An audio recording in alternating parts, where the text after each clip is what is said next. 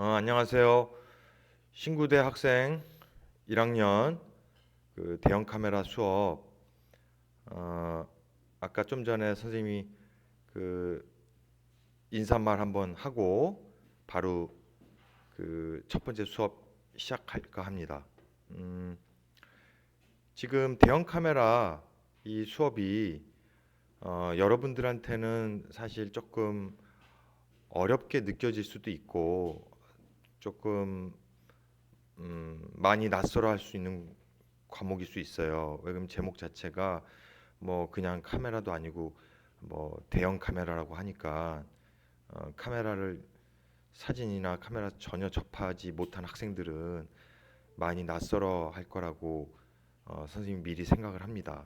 근데 일단 그런 걱정이나 좀 우려 우려되는 부분은 어, 생각하지 말고 어려운 부분은 선생님이 많이 쉽게 진행을 할 테니까 조금 자신감을 갖고 수업에 임했으면 좋겠어요. 오케이. 지금 여기 글을 보면 전반기 학습 주제 및 과제 제목. 선생님이 이 번호를 왜 첫 번째를 1번으로 안 하고 왜 0번으로 했을까요? 그 좀 이유가 있어요. 근데 나중에 제가 설명해 줄게요, 선생님이. 0번 셀프 포트레이트. 이 셀프 포트레이트이 여러분들 첫 번째 과제가 될 겁니다. 그리고 1번 패턴, 2번은 스페이스, 3번은 스피드, 4번은 면적, 면분할, 5번은 빅클로즈업, 6번은 섀도우 그리고 스페이스. 섀도우하고 스페이스가 같이 이 사진 한 장에 담겨지는 거죠. 7번 섀도우와 면적, 면분할. 8번 패턴과 섀도우. 9번 unexpected, 기대하지 않은 것. 10번 흑백 속의 컬러 포인트의 피사체. 11번 물. 물은 투명하죠. 그 어쨌든 주제가 물이에요. 12번 타임. 시간은 눈에 안 보이죠? 안 보이는데 사진 촬영을 합니다. 13번 시티블락. 시티블락은 그 본인의 주변의 동네를 어느 구간을 정해서 촬영을 하는 건데 지금 0번부터 13번까지 다 할 수는 없고 이 중에 최소 절반 이상은 전반기 때 진행을 할 예정입니다. 그러니까 그리고 이 주제에 대한 거는 선생님이 하나하나씩 진행할 때마다 상세하게 설명을 할 것이고 그 예제되는 사진들도 여러분들한테 보여주면서 설명을 하니까 어, 그런 걱정은 안 해도 될 것 같아요. 그래서 지금 이제 다음 단계로 넘어갈게요.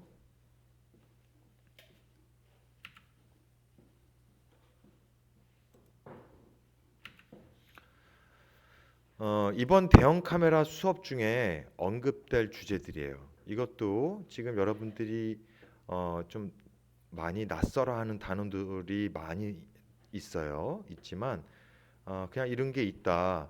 아, 이런 단어들이 있구나.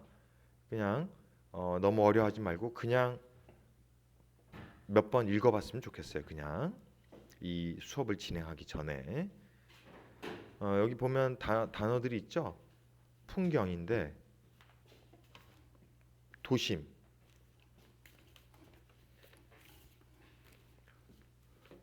풍경인데 도심의 풍경이죠. 그거를 구성적으로 표현을 하는 거, 뭐 디자인적으로 표현하는 거, 어떤 추상적인 요소를 찾아서 그런 이미지를 촬영하는 거, 그리고 퍼스펙티브라는 단어가 있고, 또 노출에 의한 변화, 구도, 타이밍, 셔터 스피드, 핀홀 카메라. 이 핀홀 카메라 같은 경우도 여러분들이 나중에 이게 무슨 카메라 말하는 거지 궁금하면 네이버나 구글에 들어가서 이 단어를 쳐보면 바로 알 수 있어요. 흔들림, 야경 사진 이론, 매직 아워. 매직 아워는 해가 지고 나서에 해 지자마자 그 하늘의 상태를 말해요. 장노출, 꽃사진, 다양한 렌즈 선택, 셔터 스피드 조리개, 인물 야외, 인물을 야외에서 촬영하는 거, 뭐 클로즈업, 반사판 활용, 실버, 골드, 화이트, 그레이, 블랙. 반사판이 이렇게 다양한 종류가 있다는 거죠. 노출, 렌즈의 특성, 자연광에서 인물 촬영법, 역광, 순광, 측광, 또 크리틱, 러브드 원, 뭐 이런 내가 사랑하는 어떤 대상을 말하는 거예요. 인물 실내, 인물을 실내에서 촬영할 때 윈도우 라이트, 뭐 색온도에 따른 분위기 연출, 렌즈 활용하기, 또 렌즈가 갖고 있는 특성, 뭐 심도가 되고 앵글, 종류별 특성, 또 크리틱이 나오네요. 선생님이 크리틱을 강조하는 거 봐요. 여러 가지 이제 여러분들 사진 과제 제출하면 크리틱을 다양하게 할 겁니다. 스트로보의 활용법, 스틸라이프. 스틸라이프는 뭘까? 이것도 그냥 여러분들이 궁금하면 그 네이버나 구글상에서 한번 단어를 한번 입력해 봐요. 수업 시간에 또 설명을 다 할 겁니다. 어차피 구성, 디자인, 조명,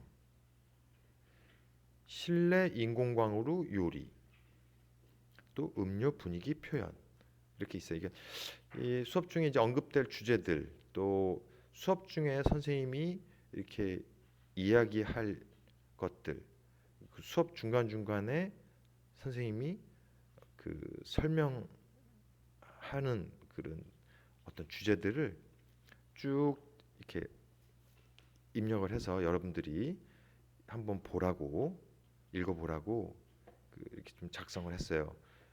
이렇게 한번 읽어보고 나면 선생님이 나중에 수업 때 또 반복해서 이런 단어를 얘기하면서 설명할 때 조금이라도 덜 낯설게 느끼라고 선생님이 이렇게 간단하게 단어만 한번 언급해 봤어요. 그리고 여러분들 중에 조금 궁금하고 그런 친구들은 여기에 나온 단어를 한번 생각해 보고 또 인터넷상에서 한번 단어 한번 쳐보면 그런 간단하게 충분히 설명되는 내용들이 나옵니다. 뭐 시간이 되고 관심 있는 친구들은 보고 또 관심 없는 친구들은 괜찮아요. 선생님이 따로 설명을 할 테니까. 오케이. 다음 페이지로 넘어갈게요.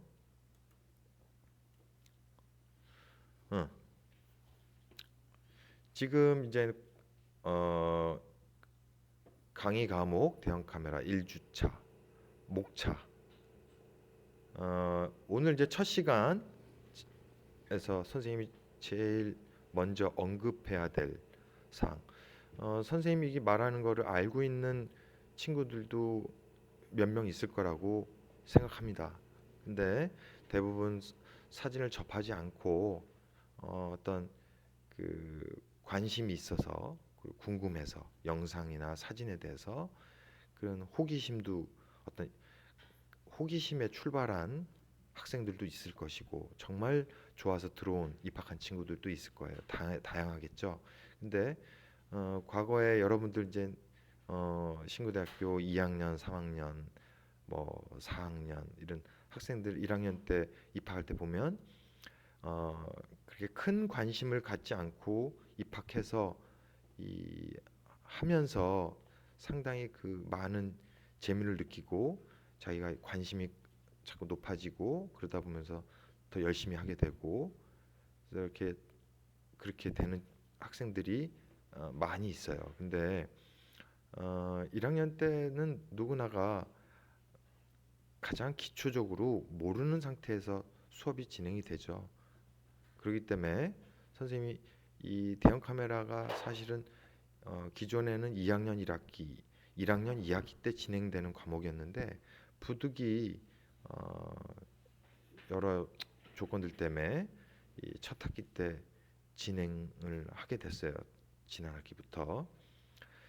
지난 학기 때는 그 전체 그 교과 과정 중에 절반은 사진을 전혀 접하지 않은 친구들이 워낙 많기 때문에 통상적으로 그 가장 기초부터 단계별로 시작을 했어요. 그래서 이번 학기도 똑같습니다. 그래서 지금 이렇게 가장 처음부터 시작하는 거예요. 그리고 기존에 아는 친구들도 조금 그래도 다시 한번 잘 리마인드 한번 하는 게 좋을 것 같아요. 사진은 무엇인가? 사진은 영어로 포토그래피라고 그러죠. 우리나라에서 발명된 것이 아니죠. 어쨌든 그래서 이렇게 영어로 표현이 되네요. 포토는 빛이고 그래피 그리는 것, 빛으로 그리는 것. 사진은 빛으로 그리는 것이라고 정의를 했어요. 근데 선생님도 과거에 1986년도 그러면 벌써 몇 년도예요? 세지지도 않네. 96, 2006, 2016, 34년 됐네. 어휴, 되게 오래 전이죠. 근데 그때 선생님이 고등학교 그 마칠 무렵에 이제 사진을 처음 접할 때 선생님한테도 스승님이 있겠죠. 그분이 수업 첫 시간에 사진은 무엇인가? 이 사진은 빛으로 그리는 것이다. 이렇게 알려줬어요. 근데 이 단어가 그냥 가볍게 그래 이렇게 쉽게 넘어갈 수도 있는데 이 사진이 빛으로 그리는 것이라고 이 의미를 선생님이 정말로 중요하다고 이걸 계속 생각을 했으면 선생님이 이 의미를 조금 빨리 깨닫지 않았을까 그런 사실 개인적으로 후회가 많이 들어요. 그 이유가 뭐냐면 나중에 이제 사진을 공부하고 오랜 시간이 흘러서 거의 뭐 사진을 배우고 10년이 지나서 최소 그때 진정으로 사진은 빛으로 그리는 것이라는 의미를 알게 됐어요. 조금 후회가 되더라고요.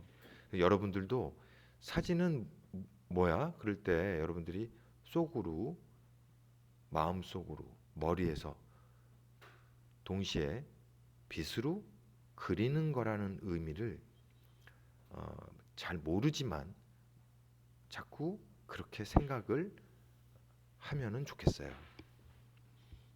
그래서 이거는 선생님이 수업 중간중간에 빛으로 그리는 거라는 거를 어떤 여러 가지 상황 속에서도 아마 여러 번 반복할 겁니다.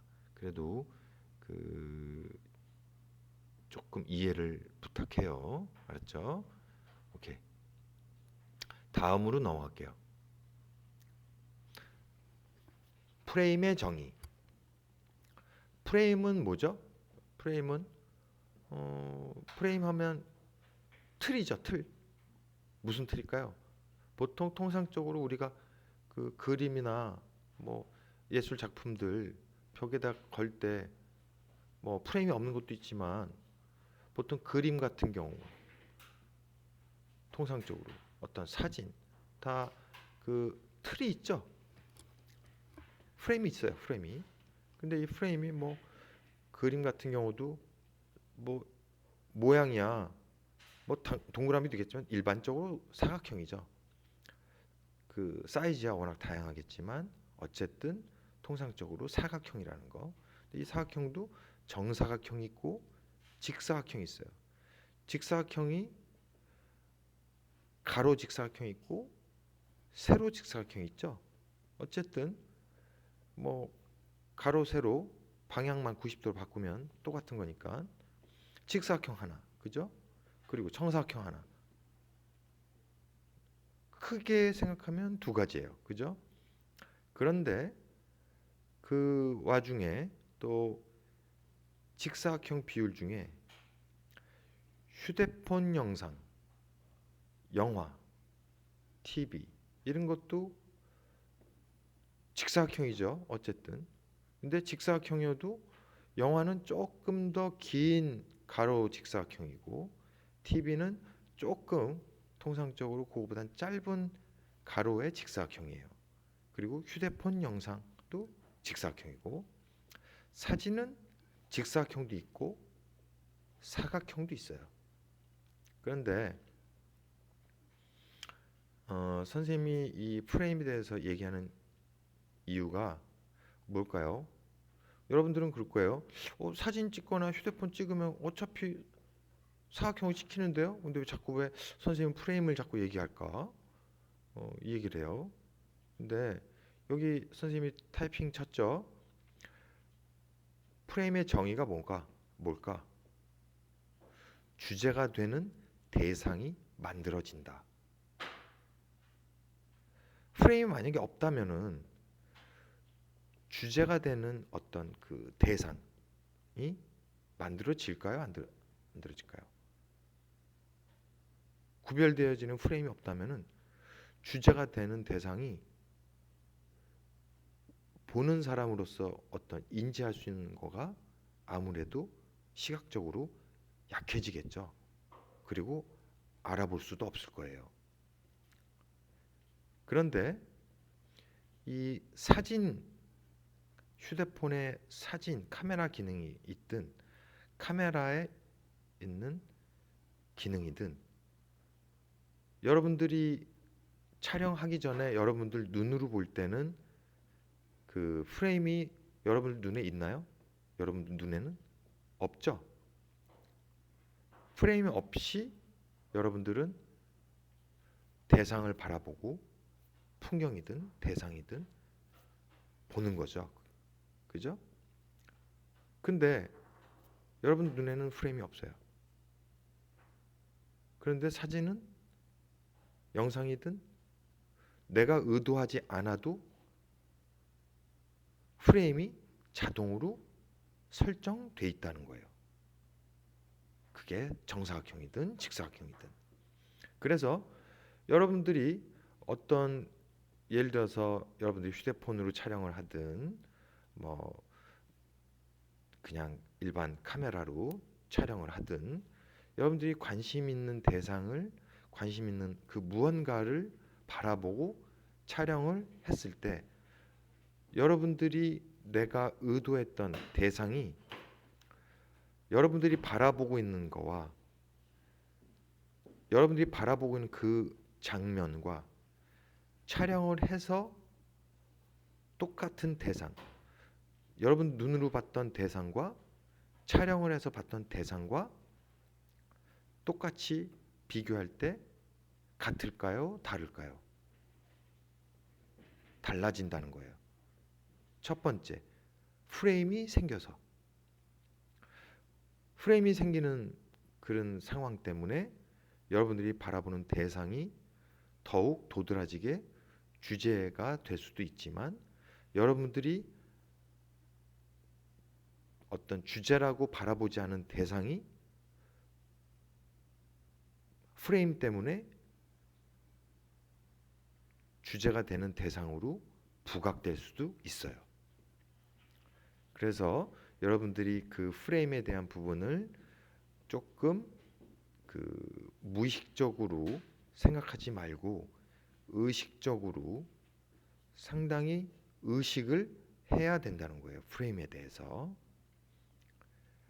그냥 카메라에 존재하니까 이렇게 생각하지 말고 여러분들이 의지로 프레임을 내가 만들어 놓은 상태라고 생각을 하고 바라볼 때 훨씬 대상을 바라보는 시각적인 그 능력이 더 달라진다고 선생님은 생각해요.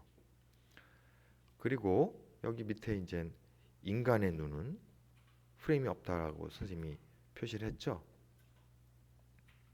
근데 또 하나 정말 중요한 거예요. 인간의 눈은 정상적인 눈을 얘기하는 겁니다. 심도라는 게 있죠. 심도. 여러분들 지금 지금 선생님 수업 들으면서 그 휴대폰에 뭘 보다가 갑자기 휴대폰에서 수업을 여러분들이 하든 노트북으로 하든 PC 컴퓨터 데스크탑에 있는 컴퓨터로 수업을 듣고 있든 듣는 와중에도 여러분들이 만약에 다른 부분을 쳐다볼 때 앞에 컴퓨터와 그 뒤에 있는 무언가 대상과 볼 때 어때요?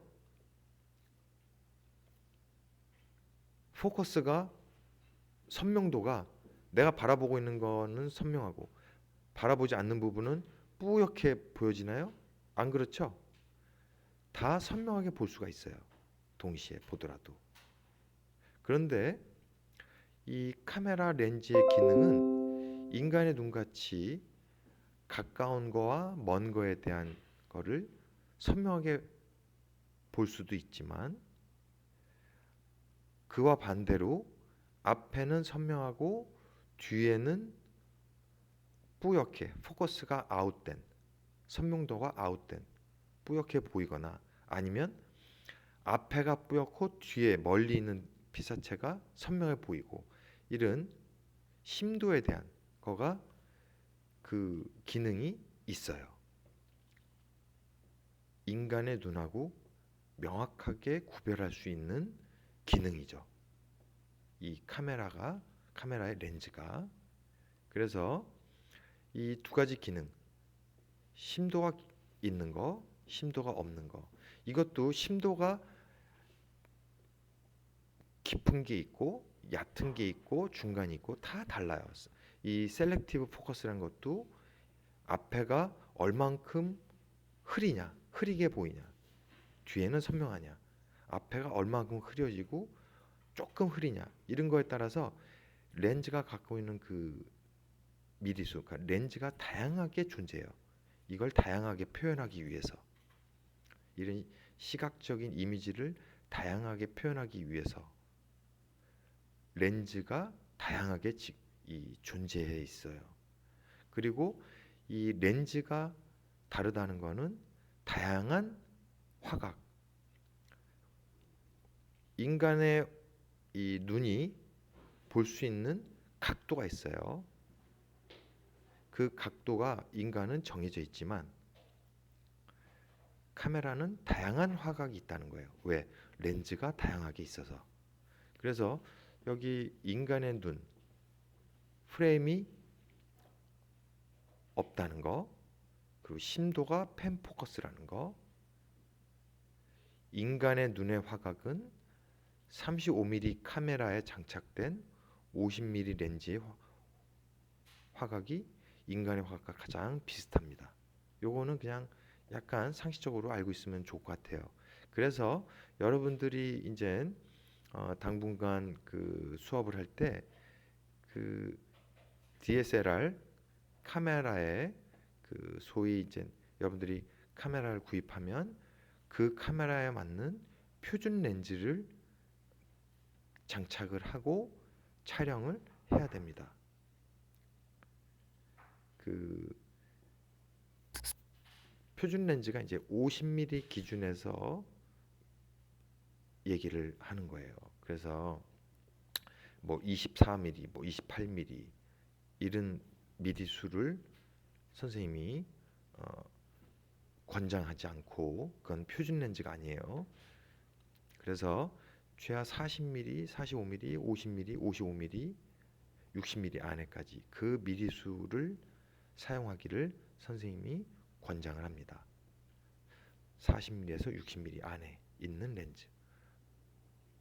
그래서 일단 왜 선생님이 그 50mm에 근접한 렌즈를 사용하기를 권장하는 이유가 카메라의 렌즈의 화각과 여러분들이 바라보고 있는 화각이 비슷한 것으로 촬영을 어느 정도 훈련하는 게 타당하다고 선생님이 생각하기 때문에 그렇게 선생님이 그 권장을 하는 사항이에요. 그러니까 그거를 꼭 일단 선생님의 뜻에 따라줬으면 좋겠어요. 알았죠?